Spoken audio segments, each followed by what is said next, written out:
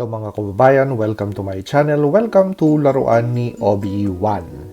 With the purchase of a Batman DC Future State action figure by Mcfarlane Toys, we have the action figure, a set of hands, fist hands, and the ones that are attached to the figure are accessory holding hands. We have one single golden batarang. That's the only weapon that this figure is going to get. You have a generic Mcfarlane figure stand and the trading card. Let's discuss articulation points on this action figure. So let's start with the head. The head could move sideways with no problem. Tilt sideways with no problem. Look upwards with quite substantial head tilts. Look down with quite substantial head tilts. So we have good articulation on this head area. So as for the body, we have 2 points of articulation. So we have one on the diaphragm area and we have one on the waist. The waist, we have sideways movement or circular movement, and for the diaphragm area we have rotational movement.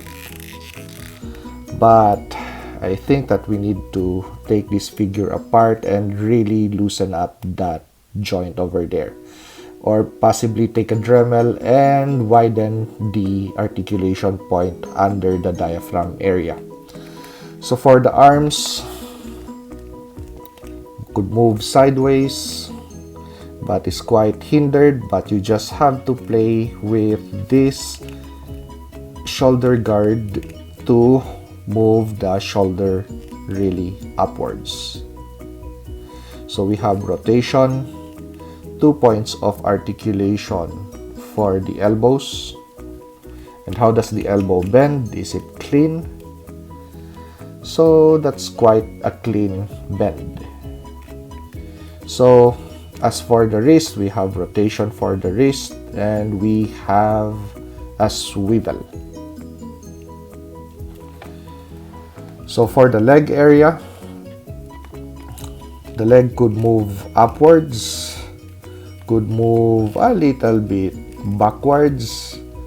We have 2 points of articulation for the knee, and that is how it bends and the limitation of the bend. So this area over here needs to be quite cleared to give it a more substantial knee bend.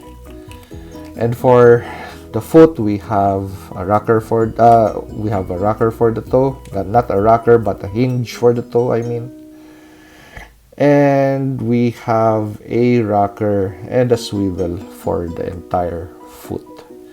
And as for the foot area, they at least have, Mcfarlane has really gave that initiative to cover that ball joint. So with the ball joint for the hands area, so really nice touch. So this is how the figure looks, and those are the length of the arms with the accessory holding hands. So as you could see, with regards to proportion, with an accessory holding hand, it's still okay. So let's change to the fists. This is how the figure looks with the fist hands. So as you could see, the arms are still in proportion. It is not way too short or way too long, because my fear was with a accessory holding hand it would lengthen the arm, or with a fist handset it's going to shorten the arm. Well, of course, with fist hands it's going to shorten just about by 2 centimeters, but it won't throw off the whole anatomical proportion of the figure. So by the way it stands right now with fist hands, it is still okay to display. So with either handsets, you could even mix and match one fist and one accessory holding hand, and the proportions would still be okay. So So just to test and see whether the proportions are just right, I threw in one fist and one accessory holding hand. So that is how it looks. So the proportions are still really nice. So the arms are not thrown off with either of the handsets that you would put into this figure. So aside from the arms, we would like to take a look now at the head, the length of the torso, the length of the thighs, the length of the shins, and the size of the boots in relation to the size of the hands. And overall, is the figure anatomically proportioned? I could say yes. Previous Mcfarlane action figures really had problems with anatomical proportions. Sometimes the arms are way too long, the hands are way too big, the boots are way too big, or the head is just way too small. But with regards to new releases right now of their action figures, I could say that they really have improved much on the design, especially on the arm area. The earlier releases of action figures that they had, you just can't bring the arms closer to the body just like this figure. They would always be splayed to the side on a triangular angle. But with this figure, you have the capacity of really running those arms parallel to the body, which is in a very neutral stance, really okay, and what we want to expect of an action figure. Of course, majority of the time, this is going to sit on the shelf with other action figures. So if the arms are on displayed this way, it's still going to take some effort to really display other action figures if the arms are running quite on a triangular shape instead of a parallel line, which this figure already has. So it won't take up so much space. And with regards, does it look good? Yes, it looks good. The gray and the black mixture, or the color combination with the yellow on the belt and the small details of yellow on the bat symbol on the chest, is just okay and right. Not way too much that we're assaulted by too much detail on the action figure. This is just nice and plain and simple, but very artistically done, especially with regards to the detail on the cape. So the cape area, it feels like it's made of leather, but actually it's just plastic. So there's also effort in putting some kind of leather-like design to a rubber material, and we also have seam lines on the cape. And with this cape, actually, if you still wish to change it into a cloth one, it is just easily done, because you just have to separate these two areas.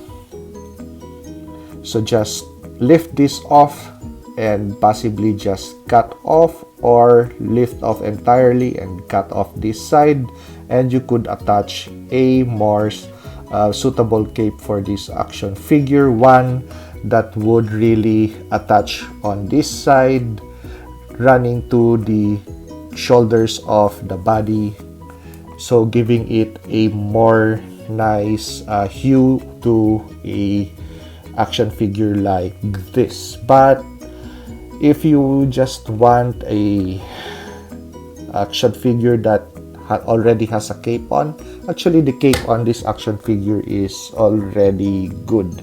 So detail has already been placed on it, so why change something that is already good looking? And actually, with those scallops running to the side, actually this cape really does not take so much space. So I already tested this in my display case. Will this really take space? No, it does not take space, even if the cape has this side of angle to it. But it won't take really much space.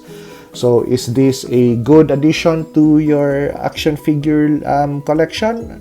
If you don't have much of the gray Batman around, then this is okay to add to your collection.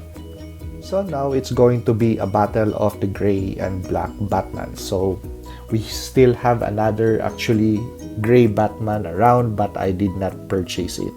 So it's going to be the DC Rebirth Batman. So with those three around, which Batman would you rather choose? But I skipped on the Rebirth Batman because somehow it looked okay, but there's some kind of appeal that was lacking to it. The body was just way too thin, and when I compared this with the Rebirth Batman action figure, somehow the design of this appealed much more to me. But having these two around and skimping on the Rebirth Batman, it's okay. But if I were just to choose, I was at Walmart or Target or any of the toy stores, and I was just to choose one Batman to have between these two lines, I think I'm going to go with this Batman action figure. With regards to details, they are all both okay. With regards to how cool they are, both actually are okay. But it's going to be with regards to playability, because with this Batman, we don't have any of the soft rubbery goods attached to the body, which this Batman action figure has. So we have soft rubbery goods on the shoulder arm, on the ball of the shoulder, which when you move those arms around, it would hinder articulation, which this Batman action figure does not have. So which gives the articulation on these arms more freedom. And with regards to the scallops, I would rather have the scallops that are nice and stiff like this one, compared to the scallops of this other Batman action figure, which is just way too soft. So it's just about playability with regards to these two figures, and I could say this is actually more playable than this one. This looks okay to display on a shelf. This is okay to display on a shelf and to play with. And with regards to overall design, which would impact me more, it's going to be this Batman action figure. I would just more of a traditionalist, I guess, because I really like the symbol on the chest. It's more visible, the yellow and the black, compared to the chest symbol we have over here. And plus the design, this is more earring on the traditional Batman design, even if we don't have black briefs on this action figure. Actually, having gray briefs on this action figure really improved the overall appeal. But if you're going to take this figure out and you're just going to choose between the present lot of Batman action figures that Mcfarlane has put out, I have seen the rest of the wave, and actually there are only two figures that are appealing to me. So it's going to be this Future State and the Rebirth. But with the other Batman action figures that Mcfarlane just recently put out, I would skip on those. But with this, it is an okay purchase. That's why on the third pass, I finally bought this action figure. So if you like this review, like, comment, and subscribe. And see you on the next Batman action figure review.